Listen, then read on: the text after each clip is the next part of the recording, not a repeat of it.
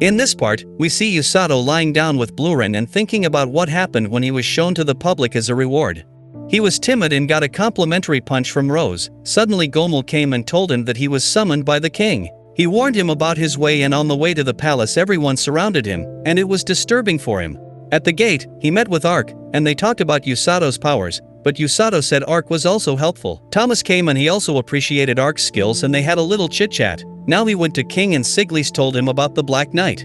He said she was very cooperative during the investigation, and for further help, she had a condition that she wanted to meet Usato. He was surprised, and now they were going to meet her with Susan, and she was very angry because she didn't want him to meet her. But when he was talking, he asked if the Black Knight got any medical aid because she was injured badly on the battlefield, but Siglis said no. He suddenly ran to her, and she was in prison. She was happy to see him but was in pain, and he asked why she was tolerating this pain. She was sad, and he asked to go inside. The door was opened for him, and he went inside. He asked to heal her, and when she tried to refuse, he yelled at her. He grabbed his hand and started healing her, and although she was enjoying it, suddenly when he saw her, she was crying. She asked him to stay for a bit, and now it was time for further training. He was a little scared, but Rose told him that he had to face more dangers from now on, so he had to be more solid. Because she was going to train him herself and would punch him, he had to dodge it, and he was shocked. He was running from his fate, but she grabbed him and told him that he had to learn how to dodge. He got a kick, and she punched him. When he woke up, he thought that it was just a dream, but Rose was there for the second punch, and he was scared. Now he went to the Black Knight, and they talked. He was telling her about his training, and she asked why he was there. He said he wanted to check how she was doing, and she told him to leave, and he left. Rose met with King, and he asked her for two things. Usato was going, and he was thinking about night, and suddenly saw Kazuki and met with Celia. They talked, and he got a vicious thought about Rose, and Kazuki came to him. They sat and started talking. They talked about the battle and how he defeated all the demons, and Celia was also inspired by his healing power. Kazuki in the flow said that he was thankful to him, that if he wasn't there then he must be, and stopped. They said goodbye to each other, and when Usato left, Celia asked what Kazuki meant.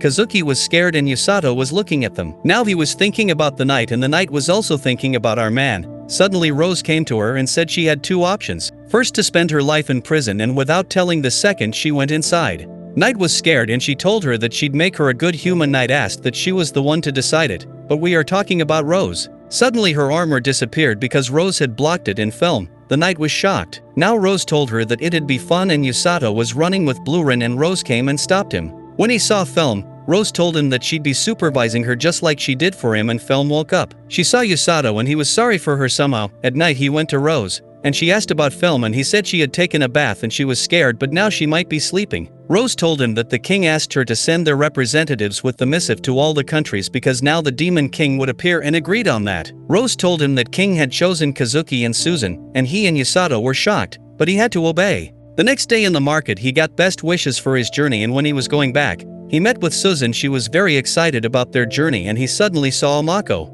He ran to her and grabbed her, but she said she was waiting for him, and he had to pay her and save her mother. He was surprised. But Susan was excited because of Amako's cuteness, and Amako said he was her only hope and he had to save her mother. Susan was annoying to him, and Amako asked to put her down and introduce herself. She asked to talk in private, and Susan was staring at her cuteness. On the other side, Film was exercising, and she was exhausted, but she had to keep on because Rose came and spanked her, and she started running.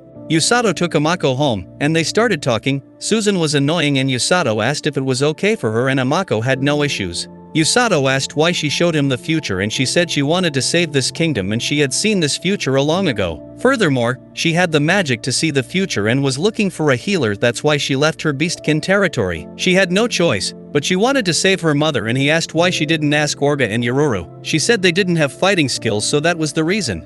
Susan asked for Rose, and Amako said she had detected her refusing, so she didn't ask her to, but when she saw him, she got the right to show the future. She asked to go with her to her territory, and Susan said he was important for that kingdom too, but he agreed and said when they would deliver the missives then he could stop to Bestkin territory, and asked to talk with Rose. When he went to her, Rose said Amako was a waste of time, and if her territories came to know about her presence in a human world then it'd cause a battle. So she had to ask the king for approval, and she left. He went back, and Amako predicted everything from his eyes, and he was surprised, and Susan was sad because she was ignored for a minute. Usato was sure of good news, and Amako thanked him, but he was the thankful one. At night they were eating their food, and Film was sitting quietly because she didn't want to eat. Usato came and gave her a diary and asked to eat. She was shy and started eating. but now she started taking her practice seriously and over time she was doing great. Whenever she stops, Rose kicks her. Now she is good at her practice, and when she hears something went to see it, and it is Rose and Usato. They were practicing and she was shocked because it was a death practice.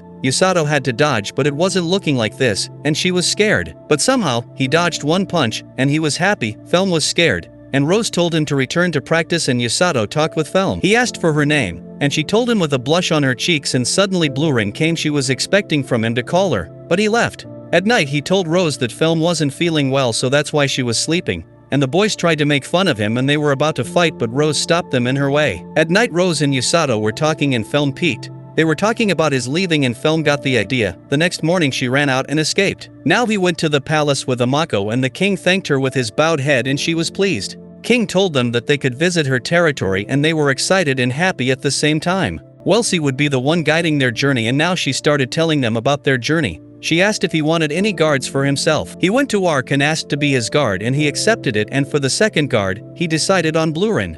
Felm was running and Rose reached her, and she was known that she had heard their talk, and Felm said she was worried about Usato, and Rose smiled viciously. Even Rose was ashamed because Felm wasn't good at running because she was still close to the dormitory. Now Felm met with Usato and she was shy and was a bit annoyed, but when he summoned her with her name she got relaxed and left. Rose came and she was very humble. She best wished him for his journey and said she foresee good out of him and left. Usato had experience living in a new place with new faces, and now he wanted to save this kingdom. He said goodbye to Yororo and Orga, and Amako also said goodbye to her caretaker, and they set on their journey. Kazuki and Susan were also ready, and a new path towards a new journey had begun. Rose and Felm were also watching them, and Usato was happy. Subscribe to our channel, we need your support out of humbleness. Peace.